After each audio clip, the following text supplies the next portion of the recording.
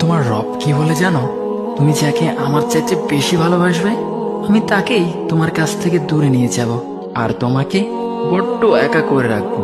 তিনি আরো বলেন, কখনো বলবে না যে তাকে ছাড়া আমি বাঁচবো না, কিন্তু আমি তোমাকে তাকে ছাড়াই বাঁচাবো। পিছনে সব আবেগ কেড়ে নিয়ে তোমাকে দিব্যি সামনে এগিয়ে নিয়ে যাব। তুমি কি দেখো নি, ঋতুরাও যে 2 মাস পর পর বদলাতে থাকে, ছায়া দেয়া গাছের পাতাও তো শুকিয়ে যায়, আর যখন সবর হারিয়ে ফেলে তখন ঝরে পড়ে। কিন্তু তোমার রব তো ধৈর্যশীল ও পরম দয়ালু। তিনি তো সেই ঝরে যাওয়া পাতার ঢাল থেকেও সবুজ পাতা গজান। তুমি কি দেখছো না তোমার স্রষ্টার এই নিদর্শন?